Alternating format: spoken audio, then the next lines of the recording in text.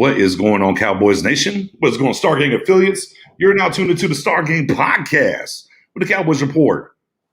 June 2nd, right? Is that where we at? June 2nd? June 2nd. Yeah, June 2nd, 21.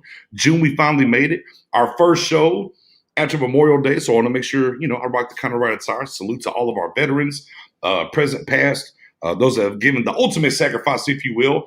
I wouldn't feel right if I did not come in with the swag to represent. So we appreciate all y'all. As always, right about this time, man, make sure you give it a like, give it a share, man. Spin it around all your different social medias. We appreciate everybody. But let's get into it. Spoonie. Yes, sir. You had a pretty interesting weekend. Oh, yeah. Unfortunately, it was raining so much and all that stuff. But it was solid weekend. It was glad to see some my buddies up there who served and celebrate Memorial Day weekend, which is awesome. God bless to those who basically put their lives on the line for us. Awesome weekend. Now we're here to talk some more Cowboy football. We are close. We are close. We are getting close. As my guy Canner showed us, says BJ, hey man, look, I can't fight the frogs, man. The frogs won.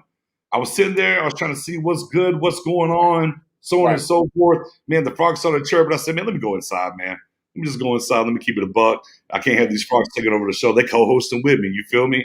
Dominic, I got Dominic in the building saying we trade LVE. I mean, that's number one topic off the rip. We're going to get into it. Shout out to Ryan Hopkins in the building.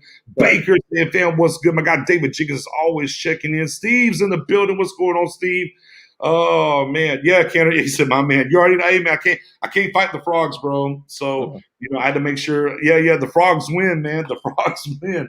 Hey man, I got to keep it a buck and make sure that we're delivering this content to y'all the right way. I couldn't say, hey, I'm telling y'all now, I would like to be smoking my blacks, but neither here nor there. We're in this thing, and Hall's in the building as well as we're letting this thing build up. What's going on? Back to what Dominic said, right? Come on, Joe. Ain't no lies. Let's get to it, man. Mo's in the building as well. What's going on, Mo? LVE, obviously, the first topic of the day, as my guy told just was talking about a little bit earlier. So Jay Slater came out there, right? Okay, said, yeah, man, they've received some offers, Spoon. They've received some offers. With that being said, we can look at it one of two ways. Either the offer wasn't good enough for them to move on, or they're not interested in trading them, right? Okay. And then if you go into the subtweets, right? Jack Jordan said that both sides chose not to pick up the fifth-year option. Something we'll pin that for a second. But with that being said, LVE, they've gotten offers. It wasn't good enough. Are the Cowboys really interested in trading LVE, in your opinion, Spoon? In my opinion, I don't think they're looking to trade him, but I really do think they'll listen, depending on what the offer is. And we would still let him walk in free agency to another team as a third-round comp pick that we could get. So I wouldn't trade him for anything less than a third, knowing that I could get that next offseason just by him walking away. The luxury is that we have depth at linebacker, which is something that we haven't had in a long time, and it's important when you want to create this new defensive scheme to stop the run. So if you're going to offer me a first or a second round pick or even a third, I'm listening. Anything after that, I'm not listening. If you're going to offer me a player that I can use for my team, that's a different story. So I don't think they're looking to trade him off to the team, but I think they will listen if the trade offer is right. Interesting times we're in the beginning of June, that is, right? Interesting times we're in. I thought it was very well timed as well, right? Coming from one Jane Slater, who does amazing work, right? She's plugged in. We kind of know that. But with that being said, I've said this before on some shows, and I'm gonna kind of backdoor this thing again when it comes to LVE. And hey, look, if I'm wrong on it, I mean I'll own it. It's fine. Y'all know I ain't scared to own when I'm right and when I'm wrong. Right. To me, I kind of look. they added players, right? Let's be clear, right? So we're not even going to rehash the draft. We're just going to talk about the brass tacks, okay? So they've added Micah Parsons. They added Jabril Cox, not Will Cox Spoon, as you were talking about earlier. Yeah. Flashbacks to that safety. Flashbacks to old JJ Wilcox in safety. They added Neal, who's coming in as a linebacker. So there's something to be had there, obviously. Right. In a lot of ways, I think last year we were kind of with our pants down a little bit, right? With depth at the linebacker position. Right. Once we were behind the eight ball, and we had to put Jalen at the mic, and he couldn't cover, and different things are happening.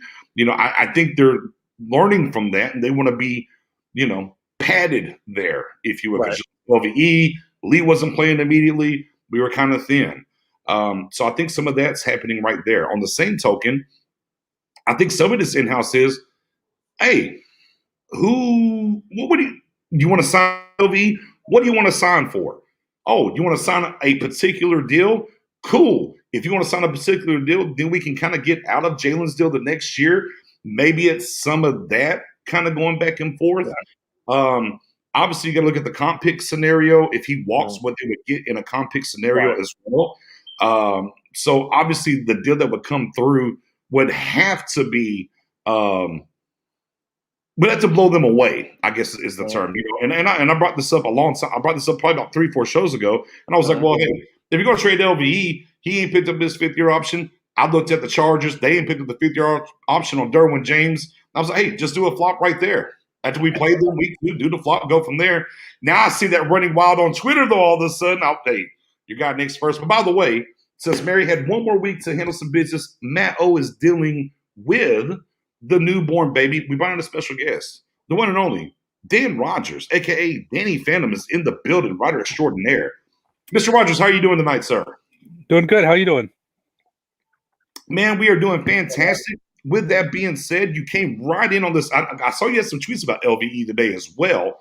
So we're bringing up the process and the idea with James Sutter coming out here talking about they've received offers, but they don't want to trade him back and forth. What is your mind telling you here with the LVE on this roster possibly being traded? What do you think there? I don't think LVE is going anywhere. I think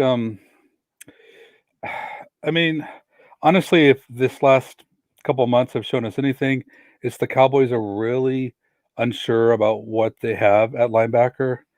And of course, we know what they've done with free agency and the draft. But I think that, well, here's my thoughts with LVE. First off, if you're going to deal him, what are you even going to be able to get for him? I mean, you're not going to get much. You're probably talking about a day 3 pick. I mean, if we're being honest, I mean, what can you really get? He's only got 1 year left, and whatever teams would take him on, we don't know if they're going to be able to commit to him. So they'll have a lot of questions in their own right. So you're not going to be able to get much for him. And also the big thing too is I am just losing all confidence in Jalen Smith. Okay. And I think that, just having Jalen and Leighton on the roster gives them a little bit of security, like figuring they'll probably have one guy that they'll be able to count on. And I think it's going to be Leighton. To me, it's going to be Leighton and Micah and Keanu, and Jalen to be coming in sparingly. I mean, I don't see much from Jalen's, which means you got to put Leighton in there as your Mike, and I just think the Cowboys are going to roll with him. He's going to be better to them with playing out his contract than what they'd be able to do in any kind of deal. Well, Dan, here's what I brought up, Dan. And what I brought up was the Cowboys are trying to learn from their lesson last year, right? Because once we got to the regular season, right, Lee wasn't ready. LVE went down early. Well, you had Jalen and a bunch of maybes, basically a linebacker at that point. And I think as we look at the draft with the Neal and everything else that they did this offseason, it feels like they want to cover their bases so they're not behind the 8 ball if one of these guys goes down. It's kind of how I feel. So I think when you talk about LVE, I'm sure they did get some trade offers. That's fine. I don't think unless something's going to blow them away, there's not really a reason because the comp pick going out the door, the trade has to be better than the comp pick going out the door, one, right? And we know that Stephen Jones is all about these comp picks and how they do everything. I think number two, I think, and this kind of goes to Jane Slater's subtweet was, and she said both sides decided to not do the 5th-year option. Now we can call that smoke. We can say, hey, it sounds good to make LVE feel better, but that's what's put out there by a quote-unquote insider, if you will. So to me, though, I think it opens the door. As you talk about your Jalen situation, how you feel about Jalen, to me, I think they are leveraging Jalen versus LVE to a certain extent, right? Hey, if you stay healthy through 8-9 games and you take a certain contract, well, we'll go and give you that contract, and then we'll look to move Jalen in the offseason. I feel like they're leveraging Jalen versus LVE. Do you think it's the same thing, or you feel different? No, I think that, and I think that's what they're probably thinking is, they want things to work out with Leighton. I mean, I really think that this will be Jalen's last year. I can't see a situation. Now, don't get me wrong. If Quinn comes in and all of a sudden he starts playing like he was in 2018, I think it was, he's a different player. But I really, just watching so much film of him, I really think he just struggles to move laterally. He can't change direction. And I mean, if he misses and then he's out of the play, right. And I just think that I don't see much value for Jalen. Now, he has a lot of value if Leighton gets hurt. So I think they want to go with Leighton. He's going to be the quarterback of the linebackers, and because Micah, there's going to be a lot of learning for him to do. And I think it's, in fact, Jalen might get. Neil knows the system. Neil might be the quarterback out there. I mean, yeah, when Leighton gets hurt, probably. I mean, I don't know. I think that's good. Neil doesn't have a lot of experience playing that position, so that might be putting a lot on him to play the mic. But I mean, we don't really know. No, I'm saying he could not play the mic and still have the green on the helmet and make the calls, though. Is what I'm saying. He could have the mic to call the defense, whether he's the mic or not. Is where I was kind of coming from there. Yeah, I mean, the Cowboys have a lot of flexibility because they have a lot of different players with a lot of different skill sets. I'm sure we're going to see a lot of mixing up of different things, even with Jabril and yes. So there's a lot of questions that need to be answered, but I really don't. Yeah, I just don't think I think when you midway through the season, barring some injury thing, I think you're looking at less Jalen, more Micah, and then if Leighton stays healthy, he'll be able to hold down the middle linebacker position. And like you were mentioning before, I mean, if he can demonstrate and you see improved play from him, I could totally see the Cowboys working in some sort of an incentive-laced deal to keep him on the roster, and then Jalen being a cap casualty next season. Now, Spoon, Matt Owen isn't here. He's taking care of that newborn. Shout out to our guy, Matt O, Professor Owen. Yeah. Wanted to let you know the Hawks are up 12 in your do or die game with the Knicks, by the way. Yeah, it's pretty much over with. Yeah, but neither here nor there. Spoon, your thoughts about this LVE Jalen trade scenario? What do you think? I mean, it's like I said earlier. Again, if Leighton was to walk away and sign with a new team next offseason, it's probably a third-round comp pick. So I wouldn't take anything less than a third-round pick. I don't see any players 1-for-1 or anything like that. If anything, I could see a 5th-round pick or something like that. And I wouldn't even do that. At the end of the day, the benefits of having LVE and Jalen right now with the young linebackers that we just drafted is that you have guys who has played in this league, and also who has proved to play in this system. Their best years was 2018. So they both have to prove to Dan Quinn that they both can play. I think one of them will be here for the future. One will be gone next year. And I'm with Dan. If I had a pick, I'd pick LVE to stay. Why? Because when you look at Parsons and you look at Jabril Cox, I think LVE could give you a little bit of pretty much what you want in your linebackers to do. When it comes to Jalen Smith, and he's one of my guys I really like, but he's just one-dimensional. When you talk about taking a play off a third down, and that's when you want your best plays to be on the field is third downs. That's you can replace those type of guys, and you do have those guys. You have a Michael Parsons who could do maybe even more what Jalen can do, and you got a Jabril Cox that you don't want to rush nowhere yet, and you got an LVE who's pretty much if he's healthy, he's a force. He's a top linebacker. So if I had to pick and choose, I think Jalen will be gone next year. But I think both of them will be good plays this year under this new scheme. With the same scheme they played in 18. I don't think nobody's getting traded. Yeah, again, right? It kind of goes back to hey, somebody, has to blow them away.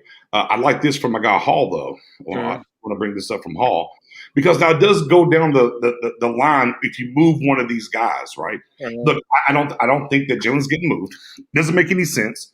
We heard they try to trade him during the draft week or whatever. But I'm like, why let his contract get actually, certified back in was that May or whatever, in March? You could have got rid of him then. So if you do move on from LVE, you look at Francis Bernard and Luke Gifford. And again, Luke Gifford is not be able to stay healthy. That's another guy as well that kids. And they're not per se Dan Quinn's guys, but they do kind of become more important. See, I would say instead of Gifford and Bernard being more important, right? We've had a lot of different talks when it comes to Jabril Cox. Cox becomes more important if you move on from one of these guys, right? Mm-hmm. And they would have to see or believe he's ready to rock. So are you buying, and I'll start with you, Dan, are you buying that if they were to move on, let's say they want to move on, they get the right trade for LVE. Do you buy Jabril Cox to be able to walk through that door and be that guy this year, his rookie year? I don't know. I think you're asking a lot. I think what their hope is for Jabril for year one is to, they're going to utilize him in coverage, obviously, but I think there's going to be a lot for him to learn, especially when it comes to the run stopping part of it. I think that's asking a lot.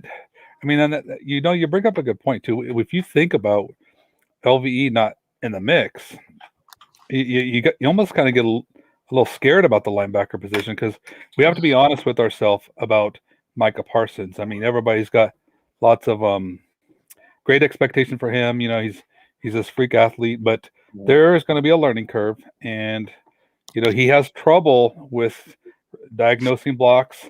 So we can't just expect him to just come in and step in and contribute right away at a strong level. So I think that if you take LVE out of the mix, the Cowboys linebacker position gets a little dicey, and so that's why to me he's just more valuable on our team than.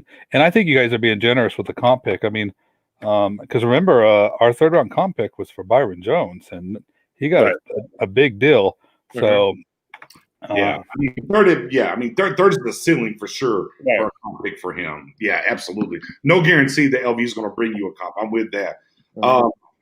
Spoon, same question. If they were to move on from LV, like they could just get this kind of deal, like, okay, we can't pass this deal. Is that because they're confident in Jabril? Like I know the other guys are kind of brought up, but it has to be that you're believing in Jabril Cox walking through that door, right? Yeah, I definitely, because and again, I wouldn't want to do that because you don't want to rush these guys so fast. But if it's a great deal that they can't replace, you pull the trigger, but they got to feel good about Jabril Cox. Again, LVE, in my opinion, is the best linebacker on this roster right now, proven. He gives you more flexibility in what you needed, what you want him to be done. He's a better coverage linebacker than Jalen and Parsons right now. Parsons just came in the league right now. You want to be able to let him do what he does best.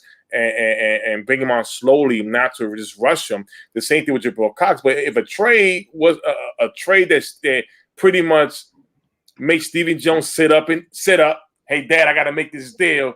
Hey, McClay, what do you think? We got to make this deal. Then, of course, Wilcox would definitely be pushed along very fast. But to bring back the past a little bit, This is it is kind of comparable to the Des Bryant situation when the Cowboys signed what's the receiver's name from Jacksonville, Alan Hearns. Remember what they came out and said that Steven said that when he got Alan Hearns that he wasn't here to replace Dez or anything like that. And all of a sudden, a couple of weeks later, Dez got released.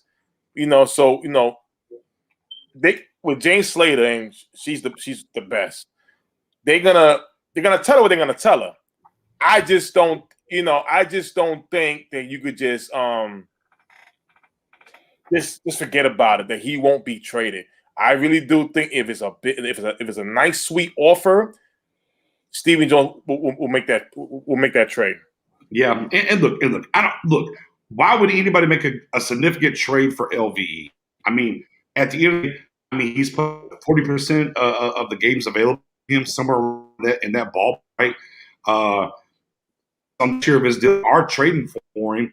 If you're giving up something significant, you're going to want to re-sign him. Right. So those things kind of happen.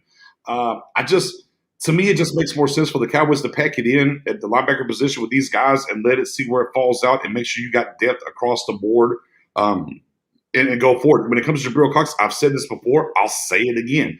And if I'm wrong, I'll circle right back around and I'll say I'm wrong. I think, yes, I had a late second, early third grade on him. I think a lot of people had him going way earlier than whenever we got him.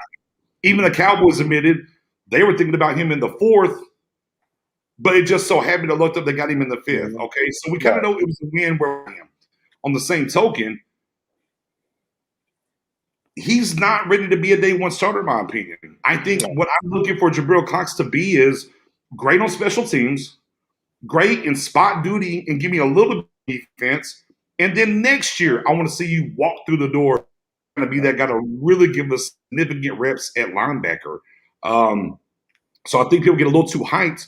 I think we have to understand when it comes to drafts, right? Not that you can't hit late. It does happen. I'm not saying that it doesn't. But we do have to look at the same token. Like, we took 11 picks, okay? Mm-hmm. I've seen people say, well, none of these picks are going to make the team. If they do, wow, this roster was really, really bad, okay? To me, I say I'm somewhere around the 6 is going to make the actual roster, and then we look at practice squad or whatever, and we kind of move forward from that. Like, you can't expect these guys from like the late third on to come in and be impact guys. Like, we have to kind of temper our expectations there. Be excited about them and what they can be, but understand what they are and what they're going to be moving forward.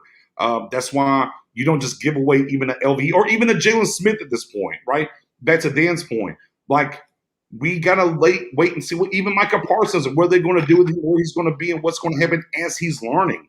No matter what you feel about these other guys that were here last year. And look, and across the board, we can bash the linebacker group. That's fine.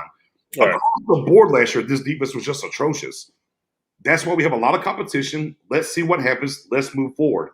And again, unless it's LVE for like a Derwin James and it's the same type of situation, often injured, right? Guy they didn't pick up his 5th-year option, so you're kind of dealing with the same devil, if you will, if we're going to do the flop. Mm-hmm. I just don't see a way the LVE gets moved up out of here. And I'll Spoon, thoughts on that, and I'll let you play. I'm trying to figure out my laptop's not trying to charge, so excuse me. Yeah, I wouldn't listen. If you calling me and you're giving me Derwin James and for LVE, and I know Jabril Wilcox will definitely have to step up and rush him, I'm making that move. Why? Because Derwin James can hold up the safety position, and that's still a question mark to this day. They didn't dress him at the draft. Yes, we got I can't say his name, Mumaku from South Carolina. Yeah, thank you. He's not proven yet. A guy like Derwin James, he's a starter right away. Yes, he has the same situation with LVE as far as the injuries, but at the same time, it's still better than what you have. Now, as far as linebacker, we have the depth. The only issue is that Jabril Wilcox would definitely have to go fast. Fourth, I'm sorry. They didn't have him in the fourth. Sorry. Go ahead. I'm sorry. Yeah, so if you offer me Derwin James for LVE straight up, I'm taking the deal. Outside of that, I don't really see it. What about you, Dan? Any way you see LVE, even in the dream scenario, the Madden scenario of Derwin James, do you think it's going to happen? No, I don't think so.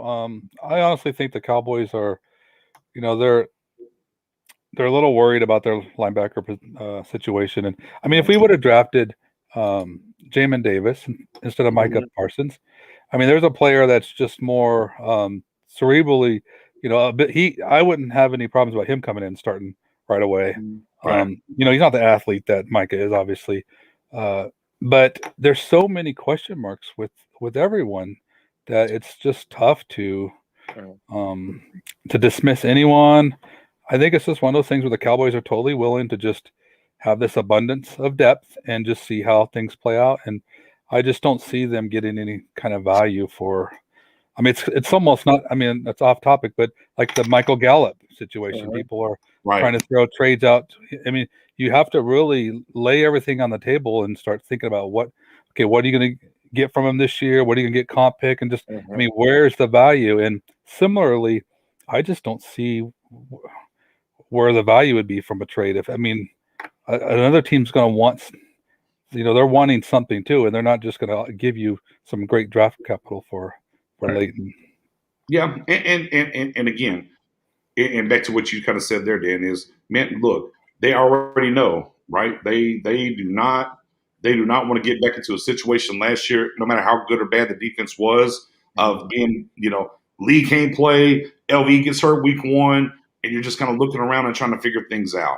And I think that's definitely, the one thing I always talk about the Cowboys, they're more reactive than proactive. And to me, going through what they went through with the linebacker stuff last year, this is a reactive thing that they're doing. So, yeah, man, I don't think there's really going to be much to be had with the trade and everything. And I think a lot of Cowboys fans are, man, they just got blood in their eye. Boy, they just want some of these guys from last year gone.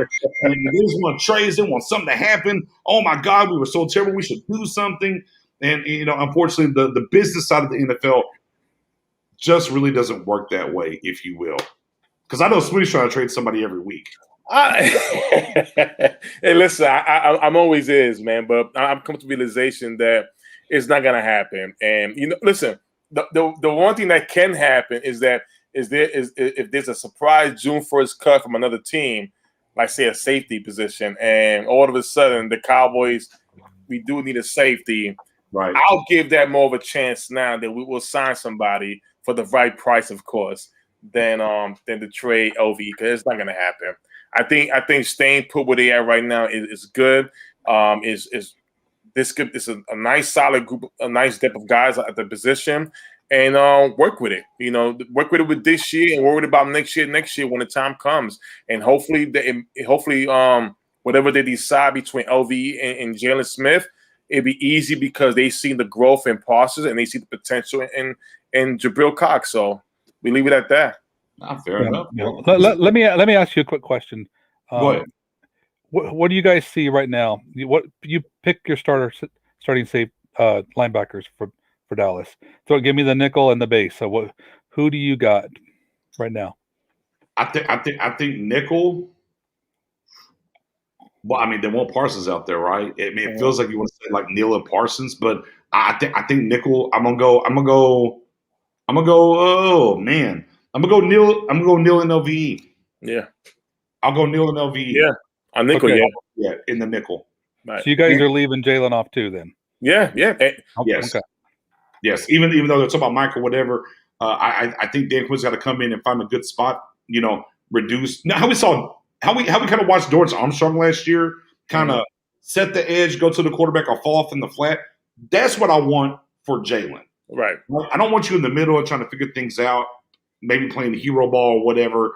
I'm not trying to do that. Let me get you to a spot where you don't have to worry about it's either forwards or backwards or out to the boundary, right? And that goes back to where he's at physically, right? And what we think with the drop foot and what we've seen from him and maybe that kind of things. But, yeah, I think when they go to two linebackers, I do not believe it's going to be Jalen. Unless somebody's gas blowed, maybe a special situation. But, yeah, I don't think he's going to be the top guy in the top two linebacker spot. No, I don't believe it. I agree 100%. It's Neal and LVE. What do you, Dan, who's your two? No, I agree. I mean, that's the. Yeah. I just think it kind of confirms LV's value to us right now. Mhm. And I Yeah. mean, when I look at our linebackers, we have players that have problems. Well, in Jalen's case, it's physically an issue, but with Micah, it's mentally processing. We have guys that can't react and change direction, and process it. Like you mentioned, Jalen's just got to run at someone. That's how Right. he's going to be effective. And right now, Micah's kind of in the same boat because until he starts to learn and develop and be able to shed blocks and maneuver through traffic. So LVE's he's our guy. He's the guy that's going to be able to do those things. Right. He's a key cog for sure. I'm with So, that. yeah, for me, I'm not. I just think he's just more valuable to us, and I'd be curious to see just how Neal's utilized. I mean, sometimes we get a little too excited about free agents that come in, and then they're not as involved as we think, or they don't make the team or something. And so, I mean, I like Neal, and I think he's going to be.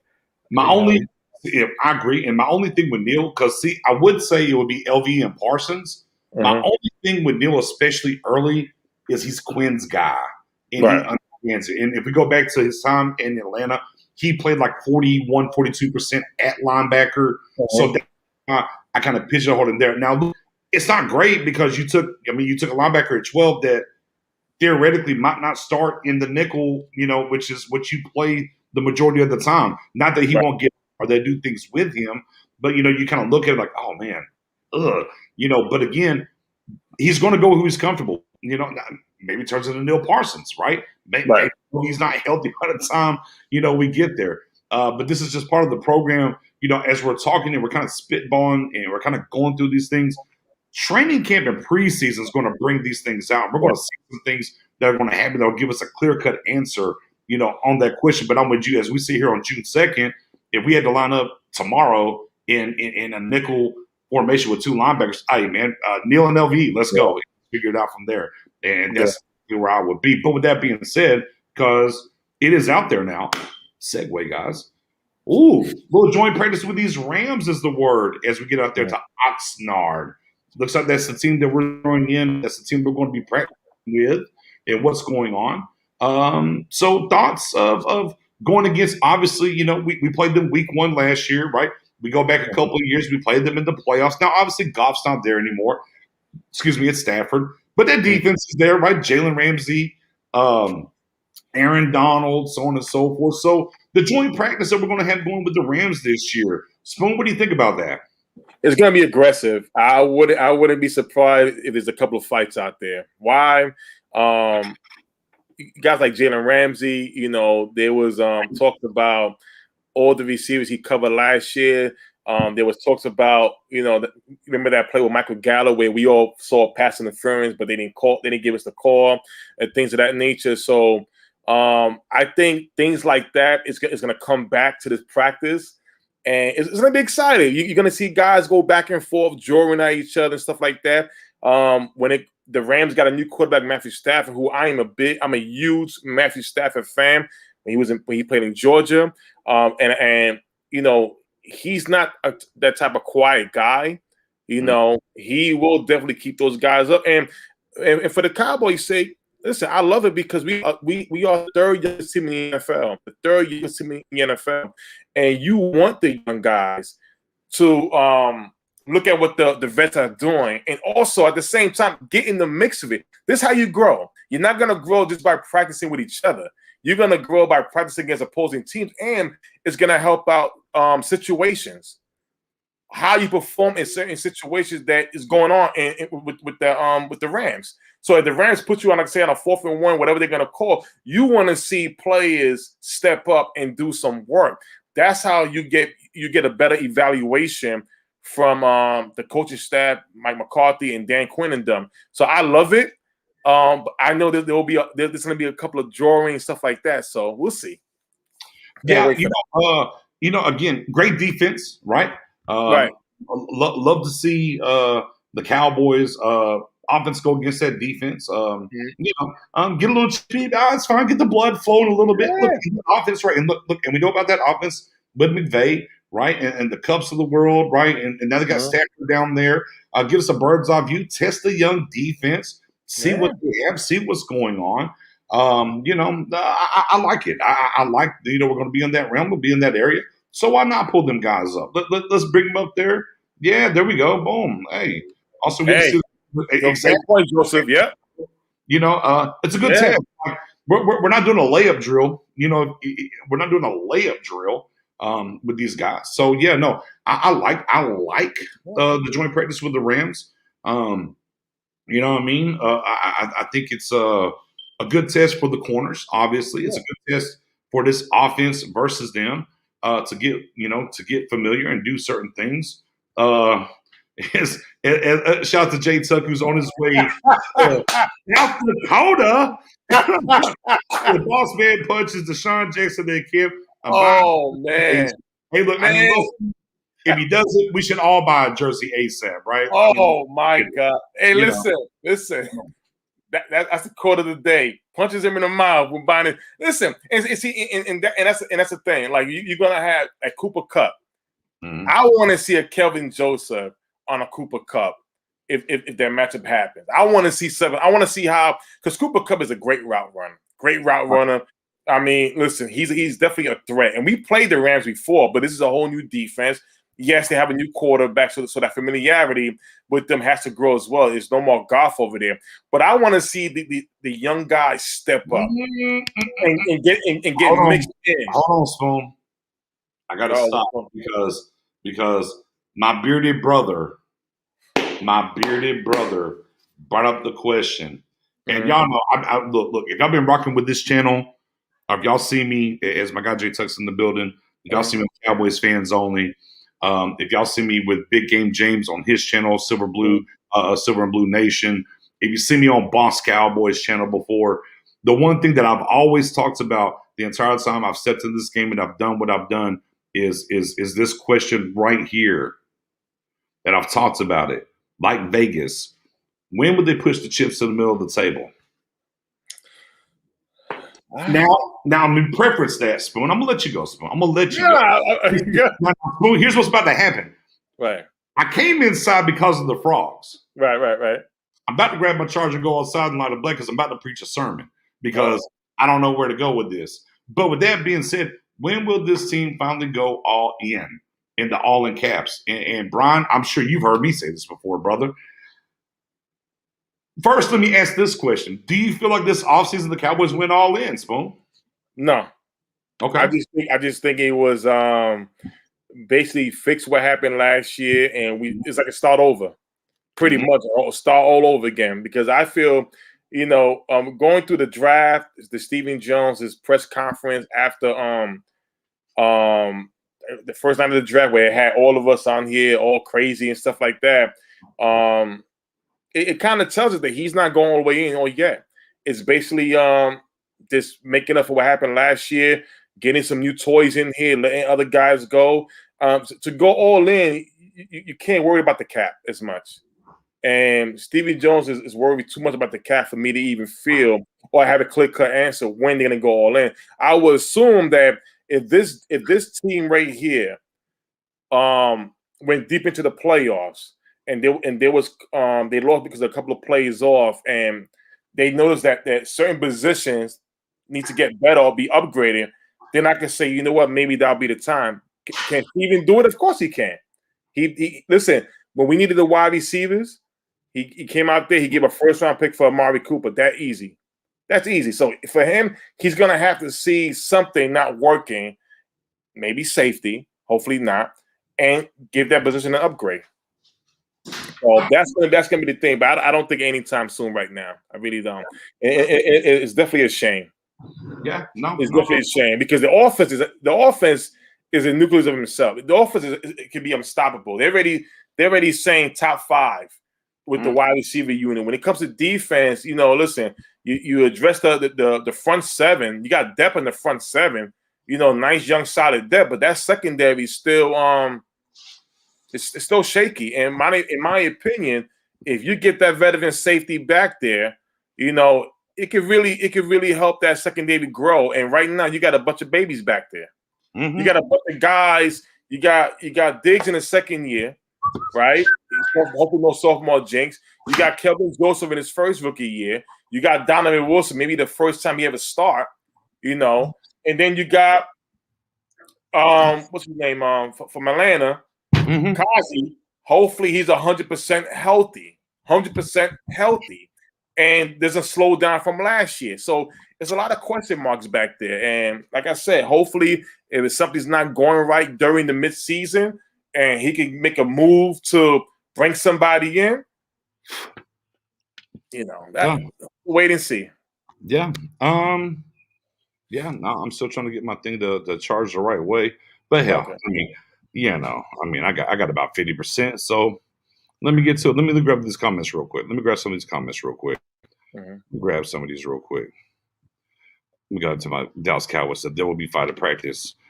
Part of the reason why I like them. That part, Charlie, we definitely like it as well. 100%. Oh, yeah, hold on. My guy Tuck said, Cam Makers, yeah, test that run defense. Test the plug. Our guy Bo, let's test that plug.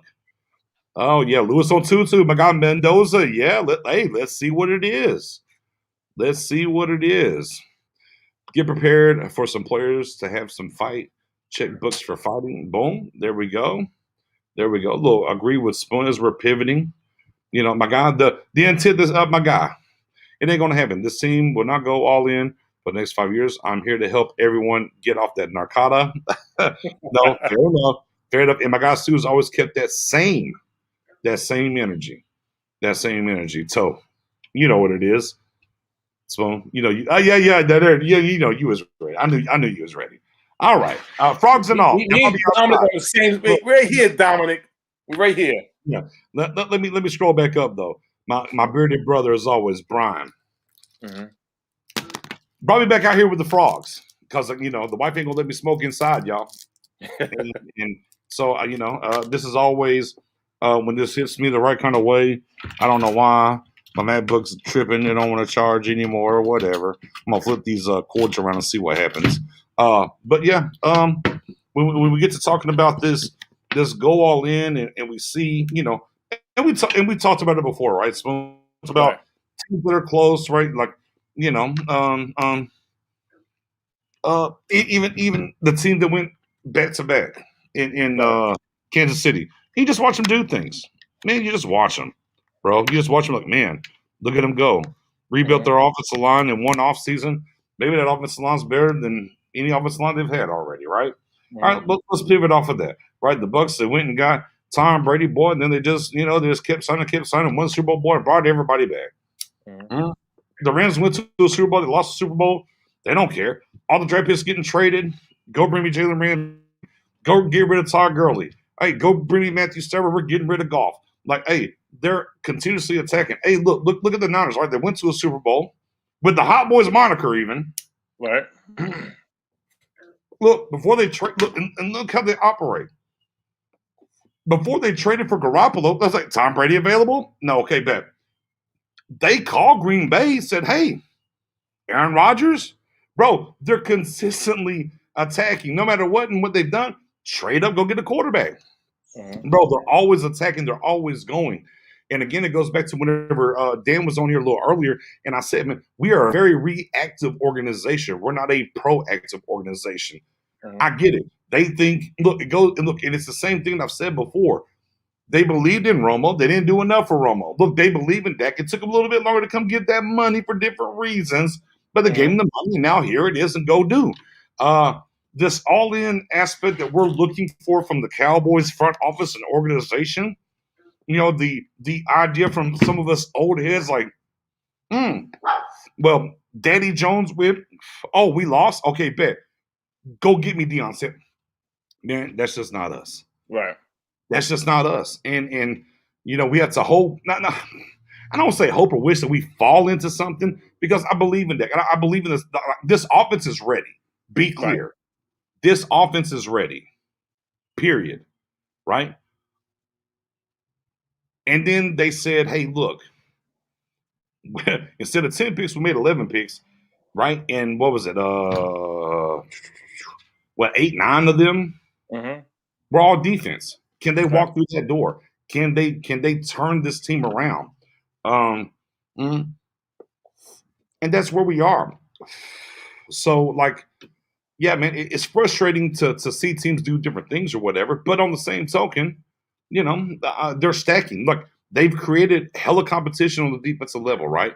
Yeah, Like LVE getting traded or Jalen Smith getting out of here, whatever. I'm like, but the depth at linebacker is great. No matter what you think about those guys, the depth is great there.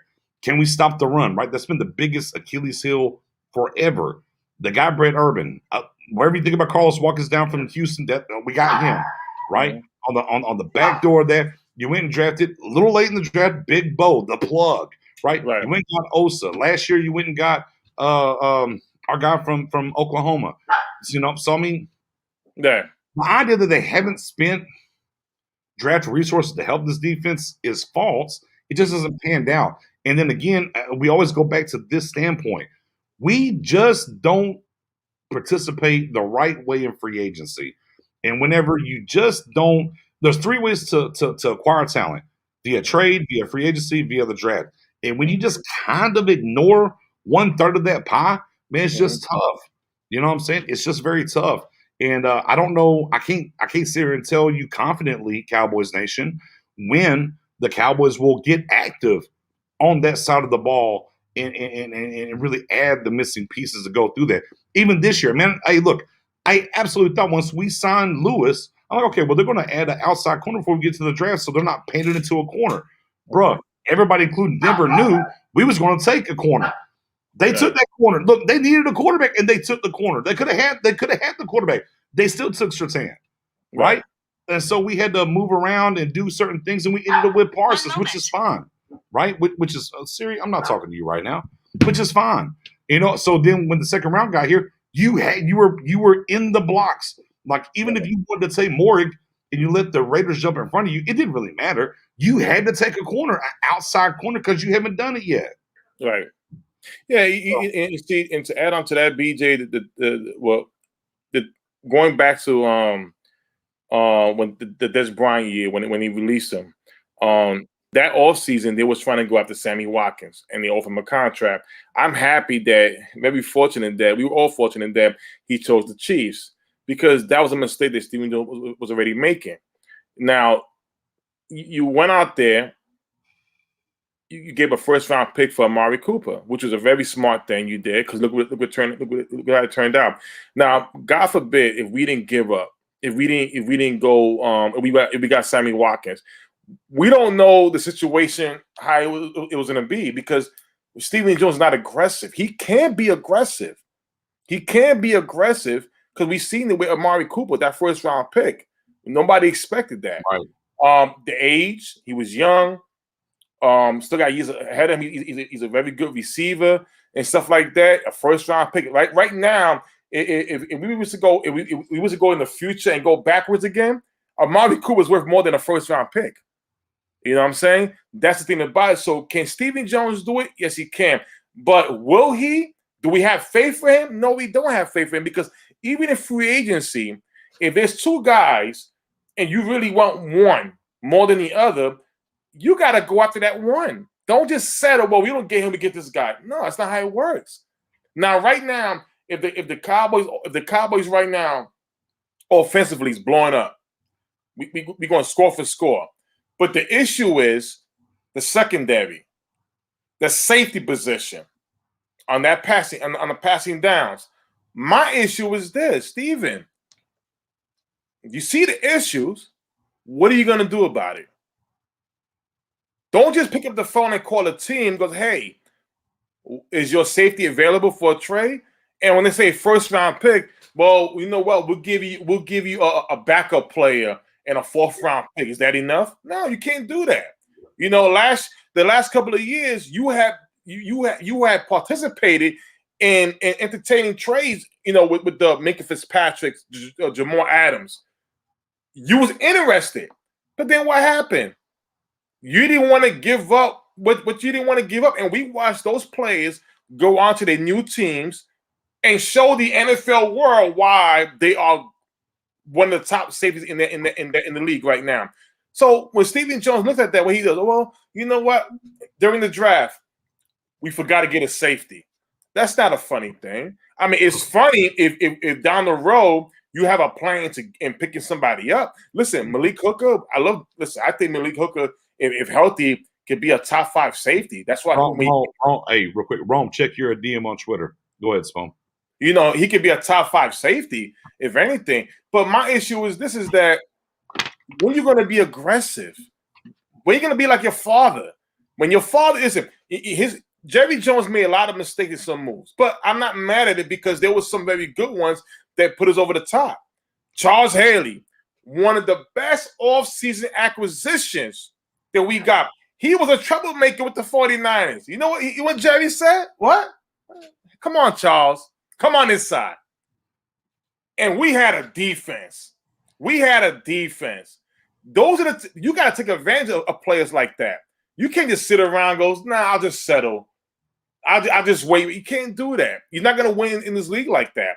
And that's my issue with Stephen Jones. So like I said, to go with Brian, can Stephen go all in? He can. We saw a little taste of it with Amari Cooper. That's a taste of it. He knew he was struggling. He knew that, listen, I got to get that receiving corps better. He did that. Right. Yeah. I mean, again, fair question, you know, and I think that kind of boils down to, and kind of goes back to, you know, why Cowboys, you know, nation in a lot of different ways is, you know, battered or upset or,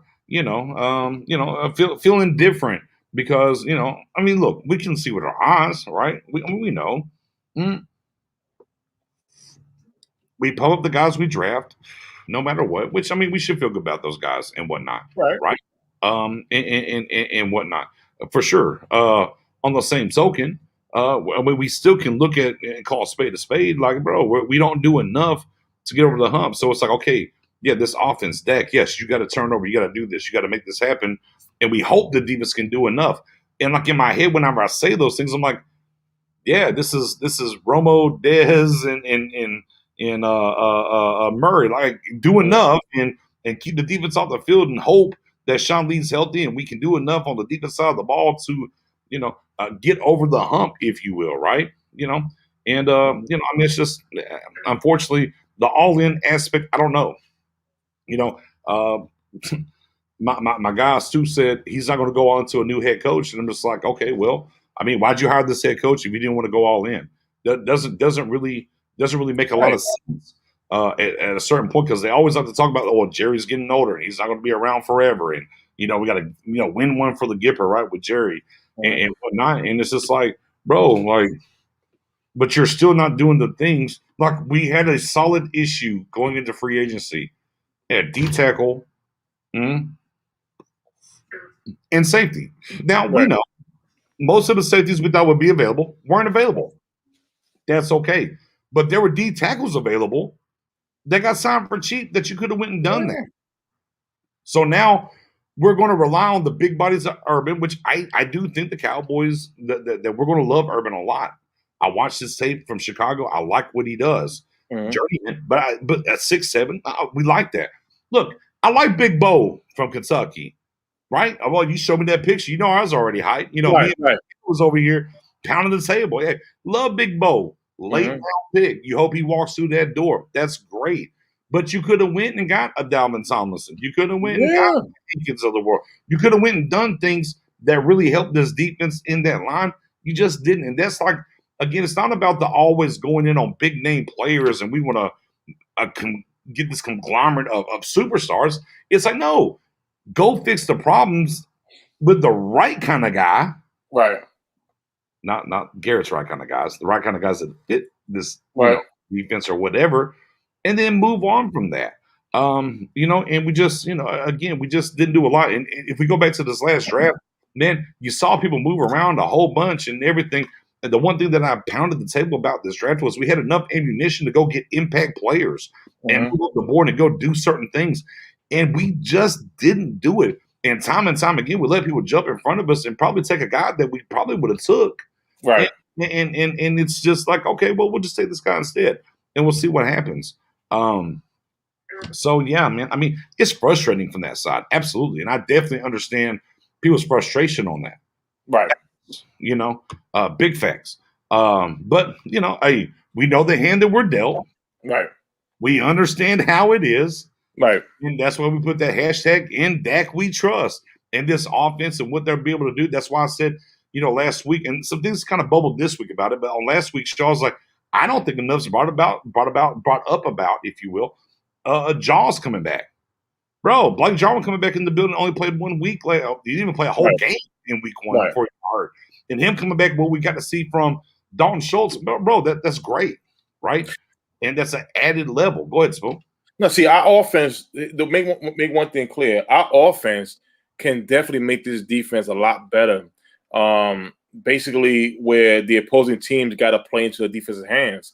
And, you know, we saw that with the Chiefs when they won the championship. They switched to a new scheme. So a lot of guys left. They put some guys in. The offense was the reason why the defense got better as it went on. And that's the one thing. This offense is going to have to carry this team. And the defense can grow towards mid-season, towards the end, and you be like, you know what? This is actually a good team. But if the offense starts to struggle, the defense is going to struggle as well. And that's going to be the thing. This is why, you know, and I agree with you, BJ. If Stephen Jones would have signed a guy like Dalvin Thompson and stuff like that, you could have been even more aggressive at the draft, even with trade-ups and getting plays that you really wanted. But because you didn't get the plays that you wanted, you had to keep all your picks and pretty much stand put. Now, the question has been asked, how many rookies do you see make the team? I got all 11. If not, maybe if not 10. But I got almost all 11 because cheap contracts, new deal next year, a new cap next year. And again, Stephen Jones plays the rule by the cap, nothing else, by the cap. So a lot of players who could be signed, he's not going to re-sign them. They can walk away because he's going to have his replacements right there and there. Now, is that a good thing? It's only a good thing if we see these guys perform next year. And like, yo, I love the potential. This, you know, perfect example. I used the New York Giants when they was out a long time ago. This is Odell Beckham's rookie year. When Odell made that catch against who was it against? It was against Brandon Carr. All of a sudden, fans came out of nowhere. Oh, you know what? Bad year, but I like the potential.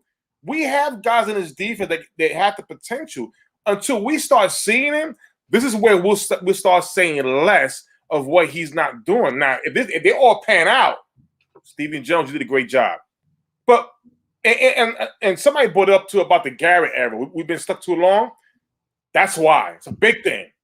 We are still, until we see the change with the coaching staff right here, we are going to forever be stuck in that Garrett mold of promises, potential, right kind of guy. It all sucks. It all sucks. And we're tired of it. Well, we want to see guys. That's why I've said a shit, son, that, man, our number one free agent signing was Dan Quinn. Yeah. You know what I mean? It's Dan Quinn. You know, turn it around. You know, fix LVE. Well, he's going to say healthy. You know, fix Jalen. Add some things in here. You know, and go from there. Hey, BJ, when Gabby was here, 4th and 1, this is us. We got to punt the ball. When we saw Mike McCarthy go for it, wait, we don't see this in Dallas. That happened. He went for it. Mm-hmm. We saw the aggressive. We saw a little bit of a change. Mm-hmm. Now again, until we see here until we see attitudes, stuff like that, we're gonna be like, wow, it's been that. I want to go back to the 90s attitude. That's what I want to go back. I want to go back there. I want a defense that when they saw Tom Brady walk through that door, they responded. And let's just keep it real. The Buccaneers defense was not top notch until last year. They had guys playing in position for the first time in that scheme. JPP don't play no 3-4. Never has. But he got it done. We've seen guys play out of Ndamukong Suh, the same thing. So when you see guys step up and just play, Antoine Winfield was a rookie. That secondary is, let's keep it real. It's non-existent. But it can't, because the offense was so great towards the end, towards the playoff, they grew and they became that team. We can do the same thing. We can do the same thing. But because we haven't seen it, we forever gonna complain. We're gonna ask a lot of questions because we are still stuck in the Garrett Twilight Zone era, and it's bad. I'm with Dominic. Go out there. You sign an Earl Thomas. Cowboys be like, oh snap. We signed Earl Thomas. He may not be the same Earl, but it's better than what we have. And guess what? He can lead them. He can lead that secondary. That's all we want. All we want is to practice what you preach. If you're saying we're looking to get better all the time, how is it that we're like this? Well, he out there. You're putting faith. You're putting faith into a rookie safety, into a safety who got hurt last year, and we don't know how he's going to be this year. But Kazi, you're putting faith into that. Yeah.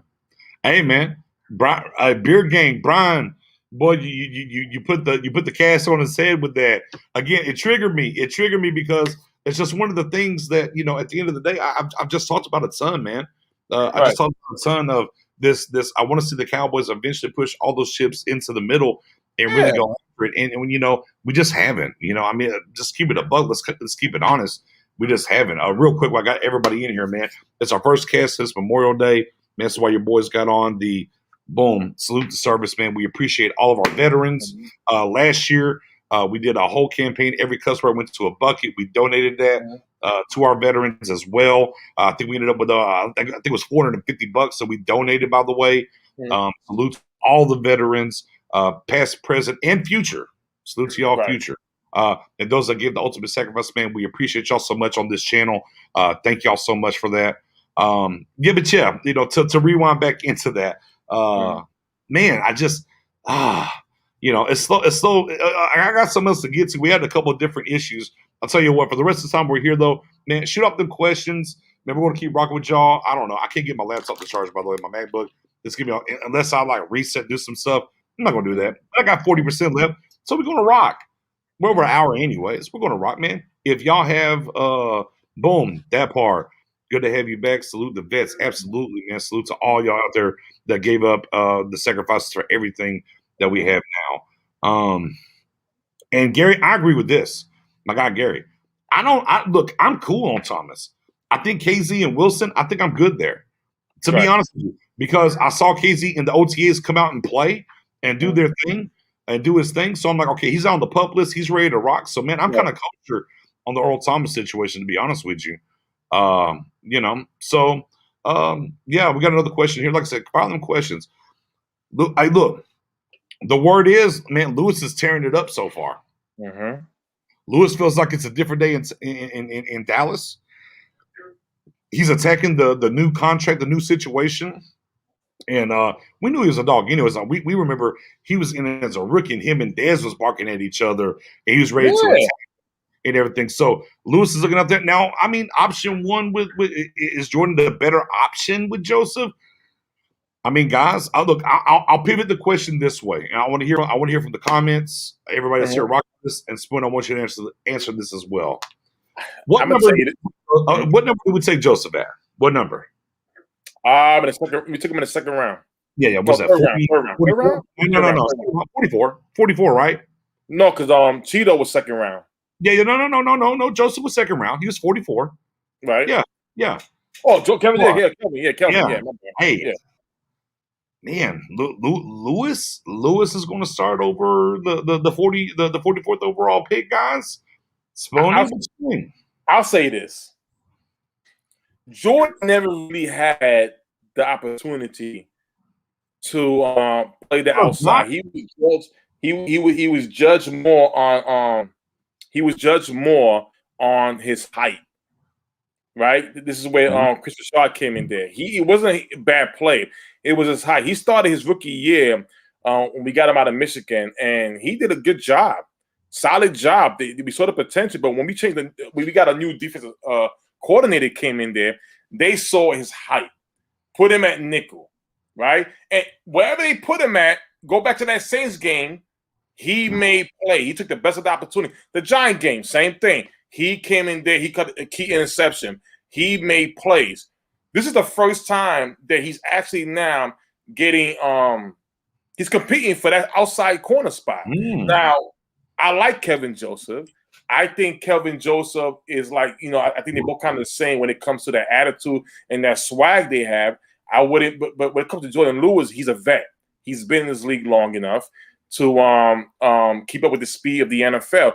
When it comes to Joseph, he's a rookie. I'm not saying he can't do it, but I wouldn't put it past me if the Cowboys staff says, let's start with Lewis and then work Joseph in slowly. Now, if that's the plan, I like Joseph to start. I really want him because I think he has that swag in that speed.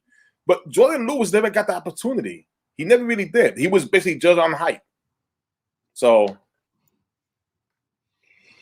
yeah, I'll say this, Joseph, because this is Dan Quinn ever. I'm gonna say Joseph will start, but Jordan Lewis will definitely make it worthwhile for them to think about it. So, if Lewis is the outside, who's your slot? Brown or is it Joseph? I would go with Brown. I'll definitely go with Brown. Boy, Cowboys Nation is going to burn down the internet if Boss Man Fat isn't on the field week 1. I mean, second round pick. I mean, listen. I'll tell you this.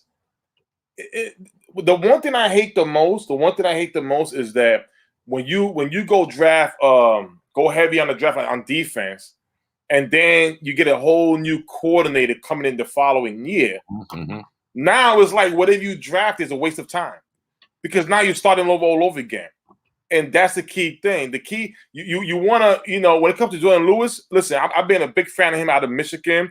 He's always played the outside corner, never the slot. But they asked him to do it. He was okay with it. I think Anthony Brown's a better slot corner than him. But listen, playing the outside, he's gonna make it. He's gonna make Quinn think about it. But I think it'll go to Joseph because he drafted him.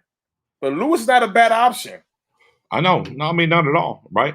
I mean, again, you look at the room, you look at the competition, and right. This is what we want to buy, right? This is what we want to buy. And this kind of piggybacks off the LVE trade and the linebackers that are in the spot and our guy Dan who had to step off. Shout out to Dan Rogers for coming in tonight. Yeah. And just the competition aspect, right? Mm-hmm. It's kind of the same thing. Like at the end of the day, if we're sitting here, guys, and we're talking about, all right, Diggs, Joseph, Lewis, Brown. When we get to that nickel, the best 3, right? No matter what. Right. We can't get mad. Like if we get to week 1, right? Mm-hmm. And here's your nickel lineup. It's Diggs, it's Joseph outside, and it's Brown in the slot. You can't be mad. Like, okay, yeah, I know we drafted Kelvin Joseph, at 44 in the second round. Right. But if these are the best guys available, then so be it. Right. Then so be it. No different than the linebacker position. Look, if we come out week 1, and let's say in nickel, it's Cox and let's just say it's Cox and Parsons. If it was a legit battle and that's what they said are the best available, then so be it. Right? We trust the process and trust what they're doing, and they've built up competition at all these different levels for these things to happen. But I temper Cowboys Nation's expectations on some of these guys because if one of these guys isn't out there week 1, don't worry about it. Don't get upset. Oh, we wasted a pick. We should have did something. Let's get into because Neville Gallimore, right? He was a third round, right? And he didn't get into week 7, 8. Right. He got in. We're like, oh my God, this guy should have been playing. Maybe he just wasn't right till that time. Right. Let the year play out and what happens. But the knee-jerk reaction is going to be if he's not out there, if he's because we go back to Cheeto. Cheeto was a day 1 starter, right? Mm-hmm. And he was even lesser than a 44. Obviously, also in the second round, 52 I think was a Diggs. Right. He started, day 1. So if we get here and Kelvin Joseph isn't a day 1 starter, boy, there's going to be a lot of people in the area. Of course, we whiffed. Got to let it play out a little bit, right? Yeah, a lot of questions. Listen, you can't. If that was to happen, we have the right to ask what happened, and you could have used that pick on another position. It's the same thing. It's the same thing where if Kelvin struggles with the Cowboys, but Asante Samuel Jr. balls out with the Chargers, and he's going to Pro Bowl his first rookie year. Let me throw another one, Spoon. The guy that everybody said we should have took right in the third round. Let's say Wright balls out. Yeah. And he's the starter week 1 outside. Right. If he comes through and he's the best man in this system to go do that, then cool. Right. I didn't like the pick. And look, no matter what he does, I'm still going to say we drafted him too soon. But, I mean, hey, it is what it is. If that man walks out there, he earns the spot, then so be it. If it's because the one thing I do like with Dan Quinn here and the things that are happening are this. It does really feel like it's going to be true competition. They always, through the Jason Garrett era, even last year, it felt like they talked about competition, but it was like it was a buzzword. You know, it didn't really, I don't know if it really was that way or not. It was privilege. But it kind of feels like with this regime and what they've done, like it's really going to be competition. And hey, we don't really care where we got you. And I think one of the key words was, and Jerry Jones said it. Jerry said this. Don't worry about where we drafted him. Worry about the sums of the part, basically. I'm paraphrasing a little bit. He was like, doesn't matter where we got him, we got him. So to me, he's kind of telling us, and we're following the breadcrumbs, hey, we got them where they're at. They're here. We have a plan. They're going to battle it out. And whoever is the best one to do, then bam, it's going to go happen.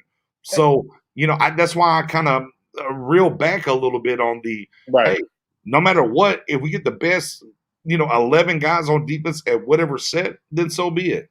Listen, that's why Jesse Holley, he came out after the draft was over with. Jesse Holley made a great comment. He said that it's no more privilege with this Cowboys roster where you're the starter. Everybody now is competing. Basically, you're starting over, and you got a proven coach here who's going to run the defense, not a disciple, right? Not a disciple. Right. Who didn't even pick his own coaching staff, and there was a lot of issues between those guys. No, you have a guy in here who's a proven guy. He's gonna come in here. This is my staff. We're gonna pick who's the best man, and you're gonna have to perform for him. Not just lay out and just enjoy the sun, practice X, Y, and Z. No, you're gonna have to sweat, blood, sweat, and tears every day against that rookie. And prove to me you should be starting over him. And I love it. And I also love it for the guys like Donovan Wilson, who, my God, the guy has been pushed to the side in every opportunity, even when injuries went down, because guys were privileged by Garrett. Those are his guys. You cannot come in here, because if you come in here and do a great job, my guy may not have a job here no more. That's what it was, in my opinion. At the end of the day, the best guy wins. We're going, as like I said earlier, I want us to go back to that 90s era of attitude where you compete for your job. I don't care if you made the Pro Bowl last year. I want to see it again and again and again. If I'm paying you, I want to see every time until I don't pay you no more. That's being honest. It's not about why I paid him or he's good. He does commercials. No, that's all right. No, you up for the job. And I love it. These guys now, their backs against the wall. They on their heels. And it should be like that. Listen, I love Jalen Smith. Hell, I love LVE. I really thought that we might have had the best linebacker duos in the NFL after 18. But injuries, the new scheme came over. They went downhill. Now, Quinn comes in there. All he's saying is, I want to see you guys perform. Show them that they made a mistake in drafting Parsons and drafting Jabril Cox. Let them know it wasn't you. It was the guy who was here before you came. But since you were here, let me reintroduce myself to you. Hey, I am Jalen Smith, a top 5 player. Didn't go top 5 because of injuries, but I'm here to show you why they re-signed me. Hey, I'm LVE. I was drafted in the first round. I am the big bad wolf here. I'm going to blow everybody's fucking house down. How you doing, sir? That's the way you need to take this approach. Yeah, no, I agree. And I think this, and Ryan, I'm gonna get to that in just 1 second. Give me a second. Let me walk something out real quick. I think this, Boom. I'm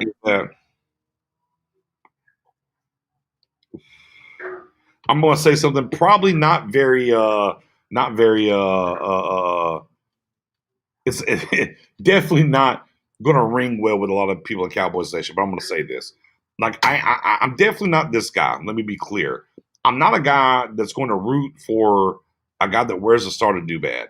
I'm not that guy. Let me be clear. If I've never been clear on that before, let me be clear now. Because over the years, we talk about players. We look, and we're always about on the field what they're doing. They need to be better, or whatever the case is, right?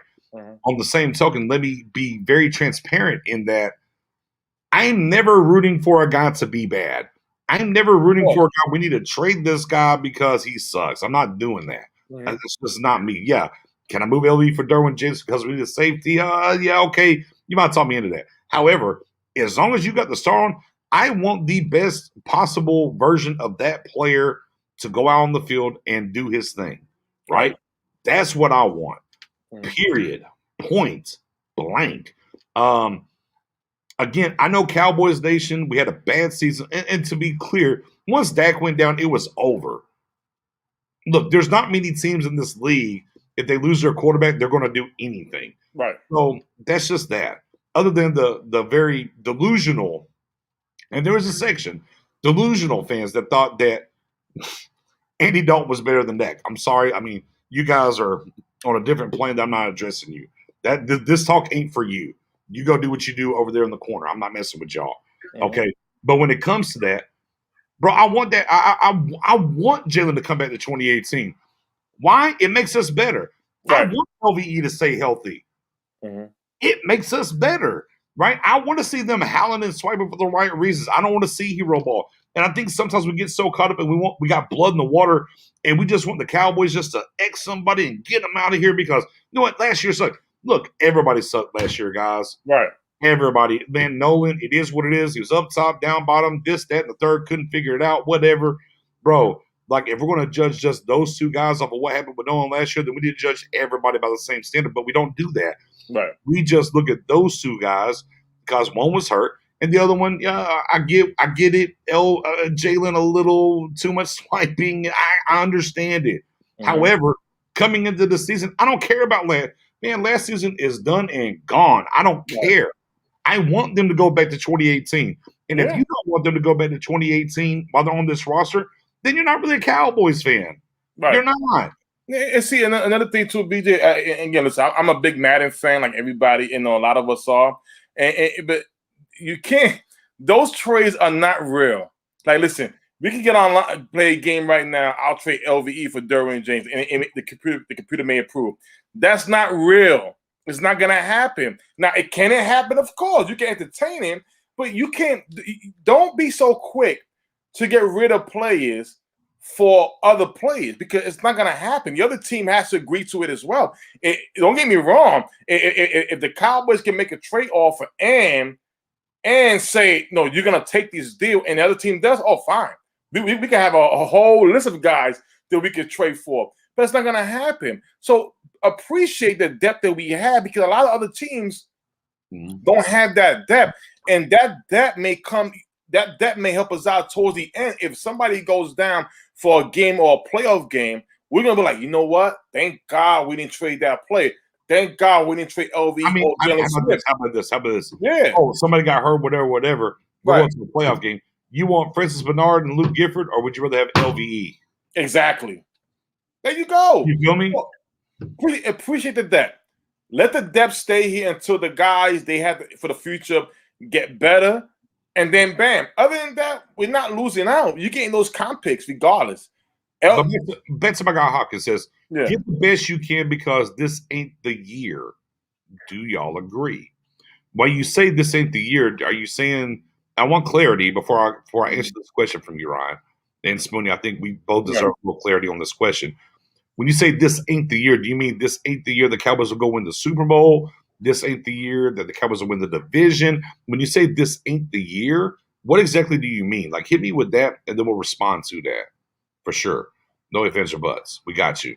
But yeah, hey, look, man, the name of the game, sometimes, and I've said this before, like teams win Super Bowls because of their depth, right? It's addition by subtraction, right? Because if I lose players, but I'm healthy enough at these positions, we can stay in the game. We can do those things, and we can rock a little bit differently because we have people there. Ron said, this was set up to win this year and get that ring. This ain't that year, as in we might go to the playoffs but make no noise again. Well, okay, fair.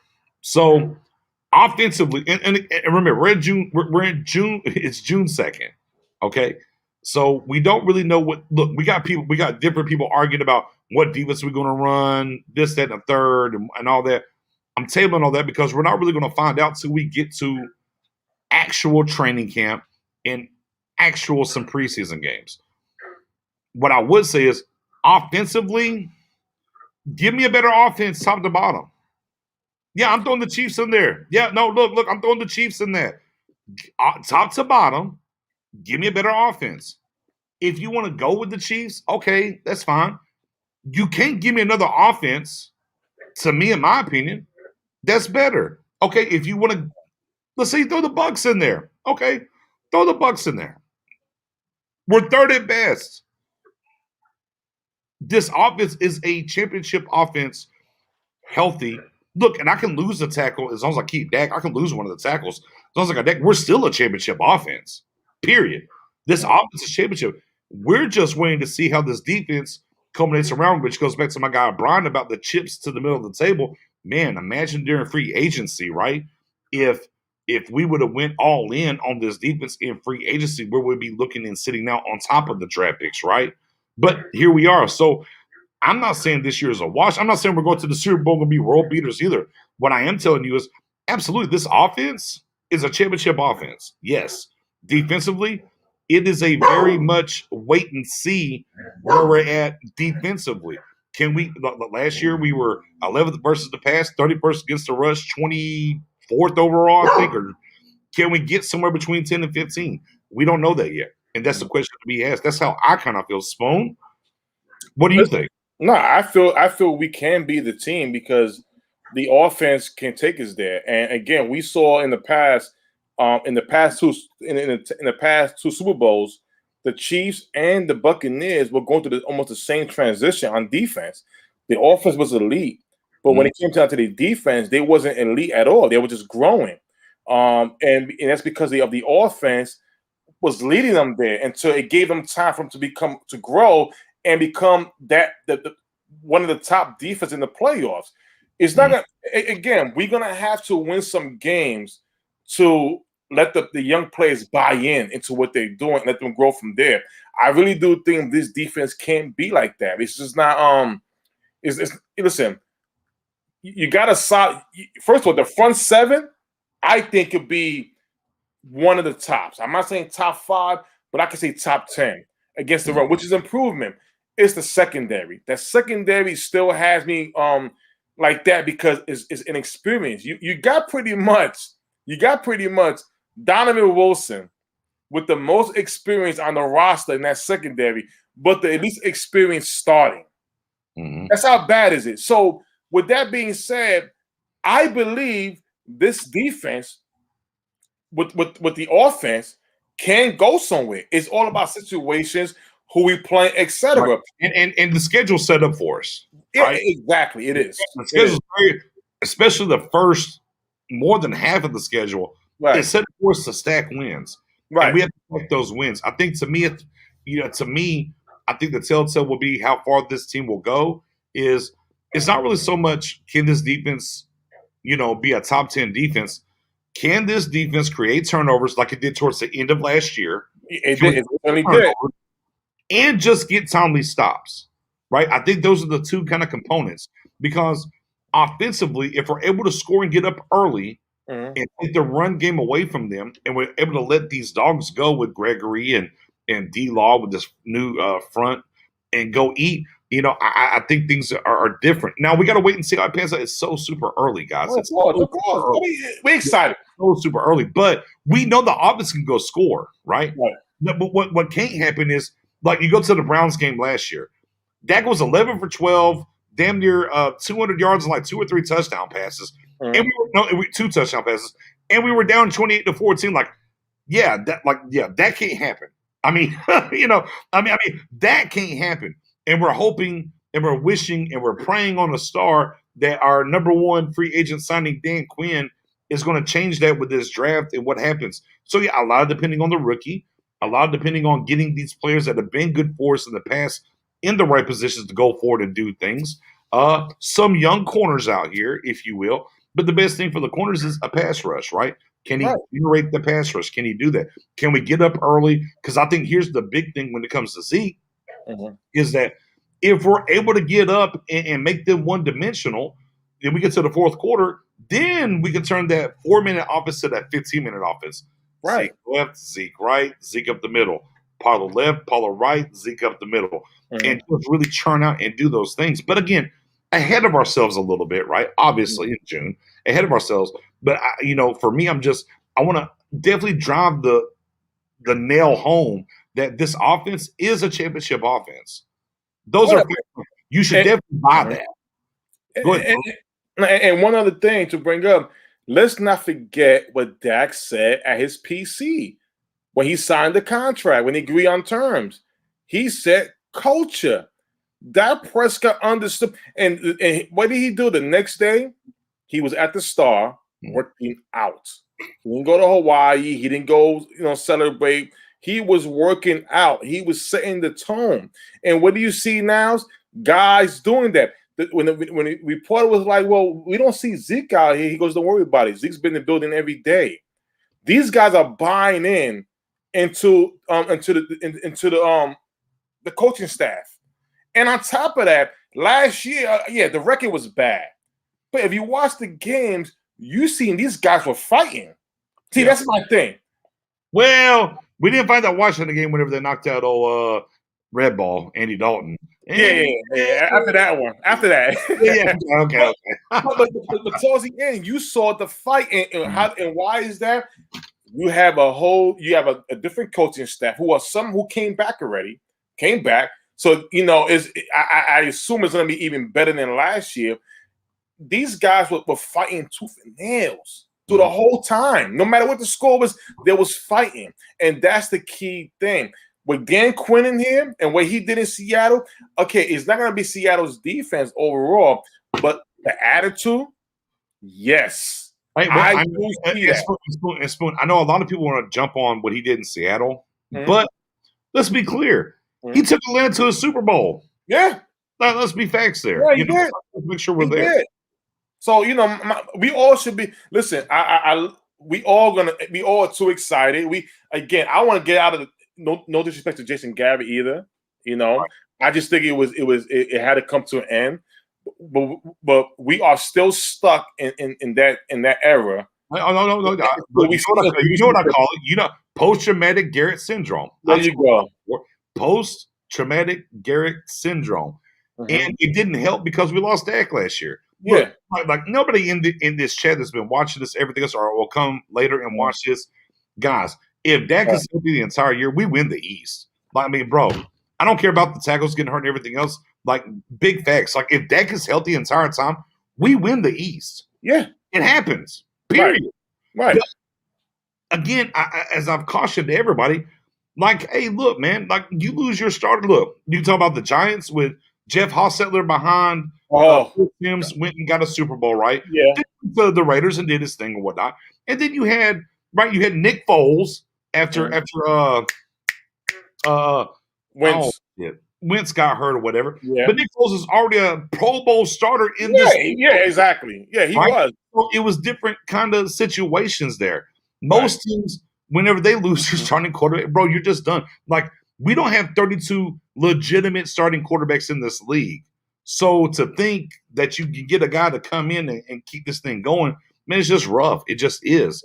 So there's that. But with that being said, if this offense is relatively healthy, okay, man, they're going to be able to do their thing. It is what it is. We just need this defense to come along a little bit better. And that's what it boils down to. Some of this is going to be on rookies. Hey, look, some of this is going to be the Brett Urbans, the Bashams of the world, right? That we signed, the KZs, the Neils, right? There's a mix there. Dan Quinn coming in, doing his thing. But again, it all goes back to, and as I saw in the chat, especially he was brought up, they brought guys in here and drafted some guys as well. And this is why I talk about Cox. To me, year one is going to make more differences on special teams than he is on defense. Of course. That's how I feel. Okay? Yeah. They went and did things to help the special teams for sure. That's one. You look at the Eagles wide receiver who made some noise in rookie OTs or whatever from the University of Texas. He's a special teams ace, like along with Goodwin, right? They're looking at those things. The same token, defensively, if we can plug the run, if we can stop the run, I think we're just good enough. Oh, yeah, I think so too. Just good enough on the back end to make things happen if we're able to get the lead. And that's what it boils down to. Right, I mean? You know, and that's what, man, my guy Rod Size a little bit. What's going on, Rod Size? I appreciate you as always, brother. My guy, Dallas Cowboys on Scissors. Uncle Charles, we win 9 or 10 games with Dak. Big facts. Agreed last year. No ifs, ands, or buts, man. I definitely agree with that. My boy Rome, I tried to get him in here. He didn't want to jump in. Appreciate you as always, Rome. Oh, Mr. 4K, by the way. Make sure YouTube, Cowboys Fan Talk, man, go sub and hit that bell. But yeah, man, I mean, it's still just those things of we know where we're at offensively. I'll say that, Spoon. Oh, man, I'm gonna step out there, Spoon. Can I step out there, Spoon? Yeah, step out. I'm gonna step out there. Cowboys Nation, your guy Nick is gonna step out there. Hey, man. Get a little sip in me. What's this? The 21 season? So 21 years in the year 2000, right? 20 to 21. Hey guys, I'm gonna tell y'all what. All around the board, y'all tell me the best offense we had. Y'all tell me. I don't think there's a better offense in 21 years. The past 21 years, I don't think we can line up a better offense than we're going to line up this year. No, not at all. This is by far. I never saw you. But yeah, I really don't. I really don't. I don't see it. Listen, we're better. Hey, Ryan, 2016 was a great year. Oh no, this offense is better though, bro. Way better. This offense is better right now, in my opinion. Listen. In the 90s, Michael Irvin never really had a number 2 receiver next to him other than Alvin Harper for that 1 year. That's it. After that, he even had Deion Sanders, Stefford Williams. I'm giving you guys, and Deion played both ways that year. He was bored at corner, right? So that's one thing. Number 2, when it comes to I'll say this: the offensive line is probably back then, as far as throughout the years, they kept it consistent. That's one thing. That I'll give them that. Defensively, we've been better in the past, but offensively, nah. This offense right here, hands down, is probably it is the best offense in a long time. No, and I get it. Like the 14 and the 16, I get it. Yeah, I get it. Not even close. Pound for pound, they're not better offenses than what we're going to line up. Put it this way: DeMarco Murray best year, and we let him walk. We let him walk, and we saw whatever. Look. I appreciate what Murray and what he did. And yeah, of course. But I mean, you go back to the wide receiving core of those years. Outside of name the guys with Dez those years. Go ahead. Dez, Holby, and Terrence Williams. And I'm a Dez fanatic. I'm a diehard Dez fan. But we talk about wide receiving corps. I'll take Amari Cooper, Gallup, and CeeDee Lamb over Beasley, Williams, and Dez as a whole. I would definitely do that. This is hands down. This is the best offense right now the Cowboys ever had, and it's pretty much top. I'll give you top 3 in the NFL. A-Spoon. Top 3. A-Spoon. Top 3. A-Spoon. Yes, sir. You know what? You know it comes to that quarterback. You want to step in that or not? Oh, as far as You want to step in that Romo and quarterback? Dak? You want to step in that quarterback situation or not? Oh, why not? Listen. I'll be honest. Listen, I love Tony Romo. I love Tony Romo. Him and Dak are 2 different quarterbacks. But the one thing I'll say it is, Tony Romo made a lot of costly mistakes. Oh, a lot of costly mistakes. Hey, Toe. Yeah. Look. Yeah. Look.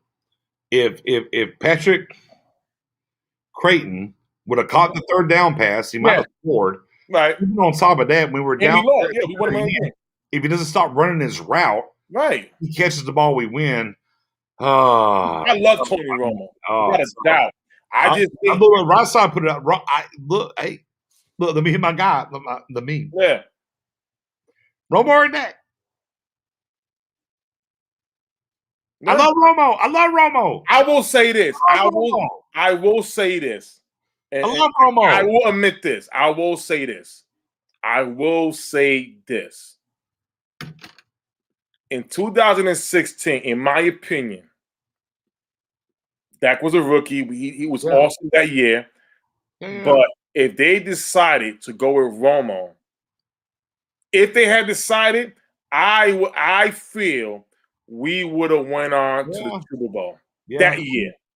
That year, in my opinion. Well, I mean, again, no. If they decided, I mean, history tells you no rookies ever took their team to the Super Bowl, so on and so forth. You don't lose, as Jason Garrett said, you don't lose your job due to injury or whatever.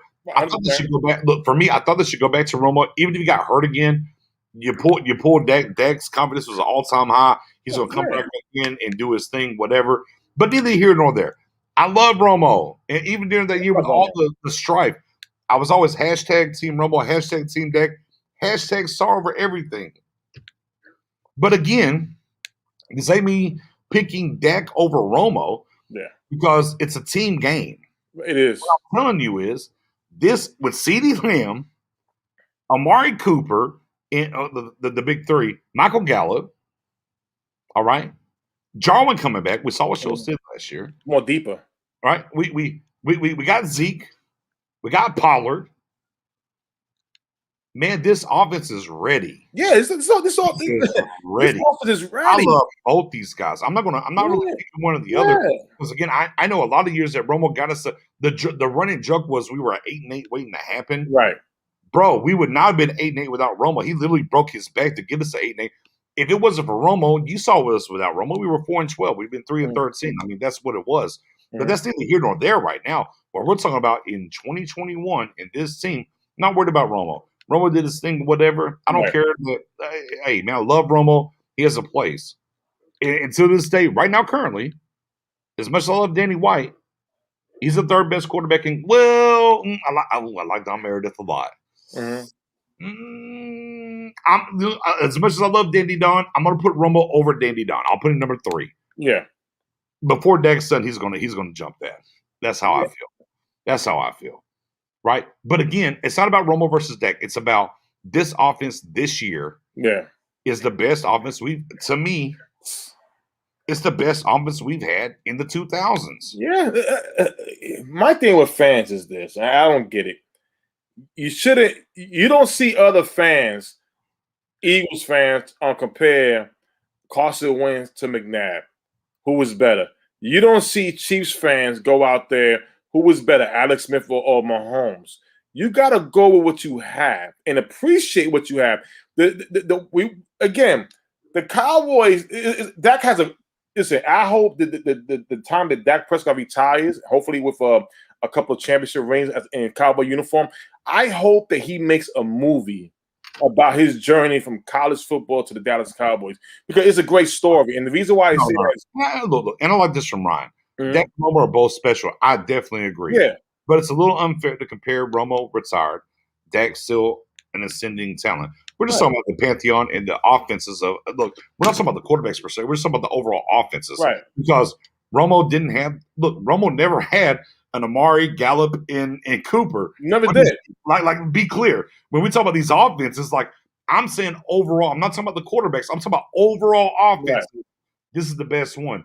Look, right. Romo, undrafted, came here, right? We know that whenever your boy went down to New Orleans, tried to trade for him, the whole nine, whatever. None of that. Man, I love Romo for sure. Right. Great guy. I'm not comparing Dak and Romo here.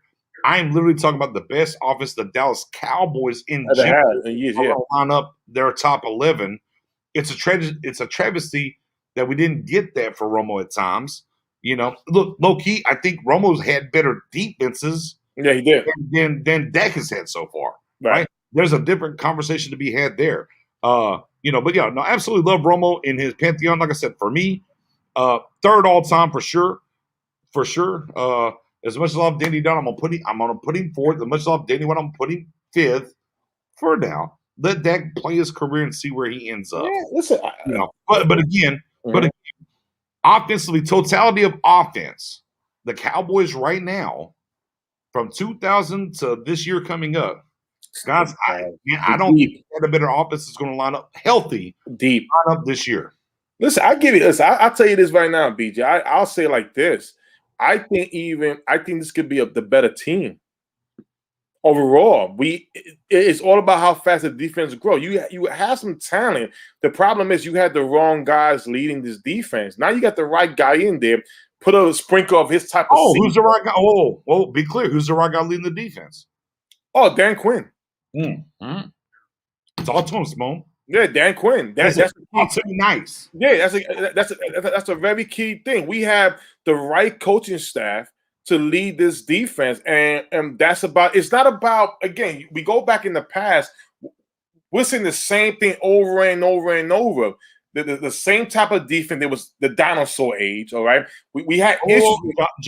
13 Pro Bowlers. A lot of those were on defense, though.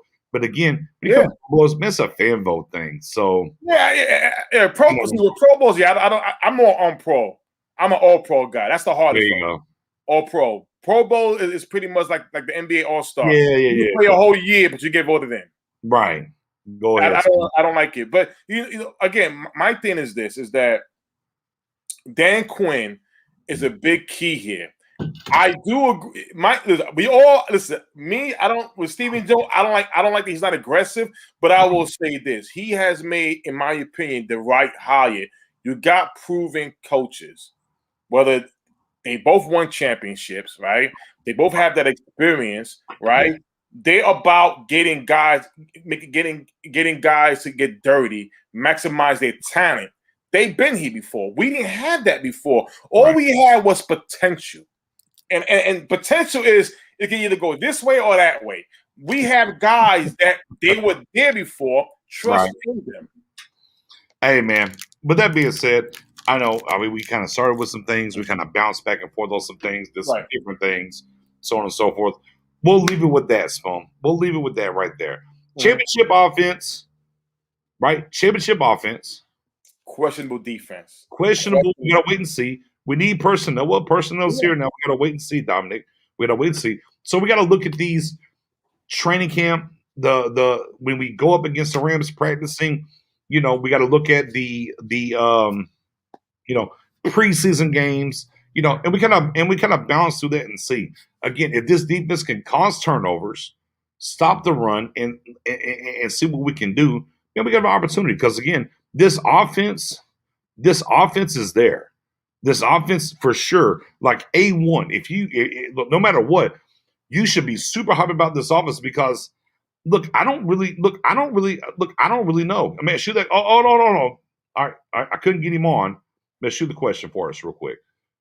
I don't know if we're not the number. Look, at worst, we're the number 3 offense in the league. At best, we're the number 1. Yeah, I really don't care. And Mendoza, we did that swarmed earth. We got the SEO. 45 burgers for everybody. I'm not on 40 no more. I'm on 45 burgers. That's what we need. Swarmed earth defense. Let me get this question on my guy. Dominic, boy. I tell you, we on the same page. Hashtag 29. Casey, but I think Casey's the guy. He's already out there. He's doing his thing. Okay. Hit me with that question. Let me with that question though. Wrong before we get out of here. because I got to figure out how to do this. Boom, here it is. You ready? You ready, Spoon? You ready for it? Yep. Is Jalen or LVE going to make it to the season?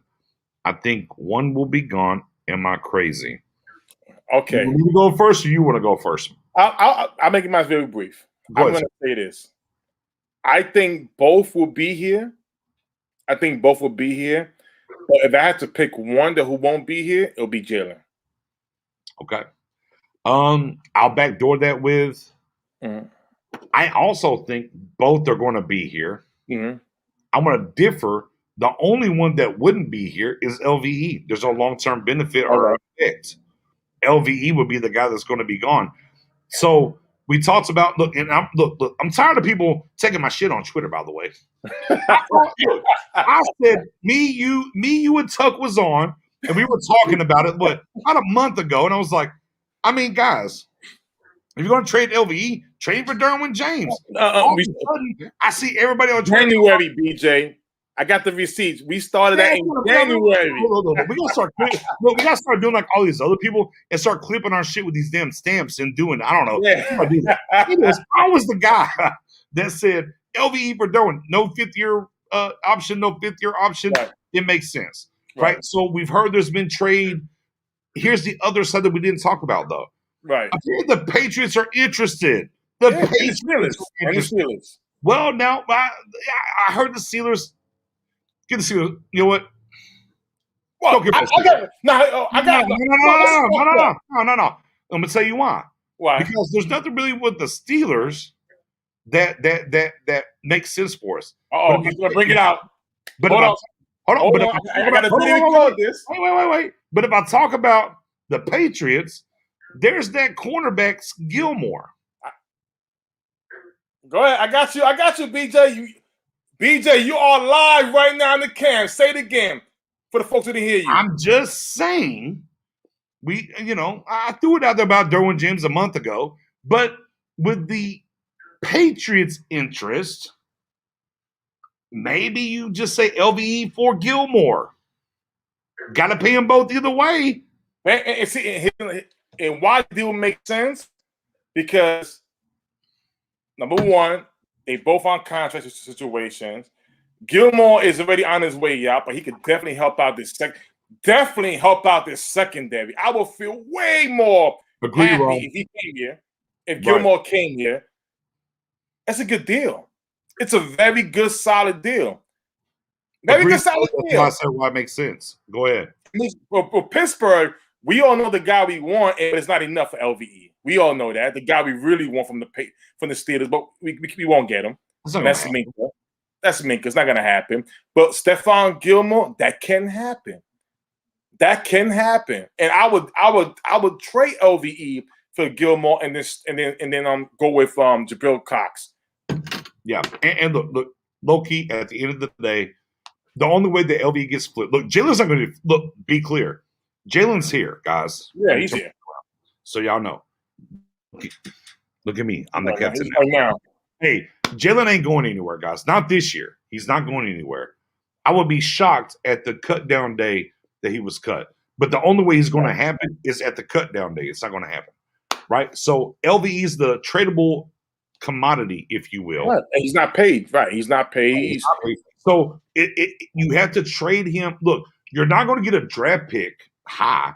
It has to be for a commodity that's about to be paid as well.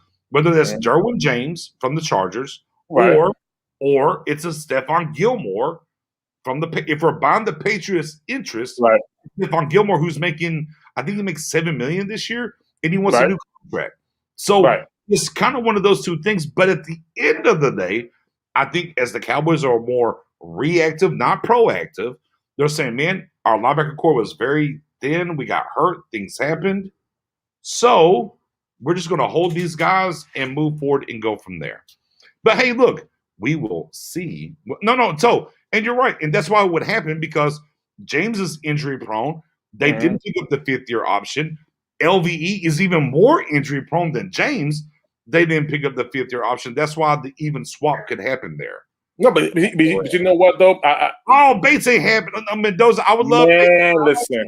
I'm not buying it, though. No, listen, Listen, I wish we could Jesse Bates. We had him in the second round too, but we took. I'm happy with. We took Connor Williams. Had him in the second round. But see, but going back to Rome is really the question of the Cowboys offseason, because we're like, wait a minute, you're not picking up the option. You drafted 2 linebackers. It's nothing to be. It's a great question, and not only that, it's basically we want to know. In June is great, right? In June is great. But with that being said, Spoon, man, we've been rocking for almost 2 hours. Man, we're going to get up out of here, man. We appreciate y'all rocking with us as always. Man, look, if you're on Facebook, by all means, shoot over to YouTube, *Game Podcast. Hit the sub, hit the notification bell. We're trying to get to that 1,000 mark. On Facebook, if you're on YouTube, at Facebook, Star Game. That's it. That's all it is. Like and follow the page and come join the group. We'll get you in there. On the same token, on Twitter, as it says right there, _guy_Nicks. My guy Spoonie at Spoonie881. Man, come follow us on Twitter. Maybe have a good time all the way around. We interact on the page, the group, Twitter. Man, we appreciate y'all as always. Spoonie, one last thing for the people before we get out of here, man. Oh no! Listen. The off season right now is just getting started. I love the what's his name, the Sherlock Holmes and Watson attitude. Yeah. Where we being detectives to find out what's going on. What are the Cowboys going to do? These are the things that will keep Cowboy Nation entertained until we get the answer. But at the same time, I really do think we have a very good team. And listen. Let's all buy into it. Yeah. No, buy in about it.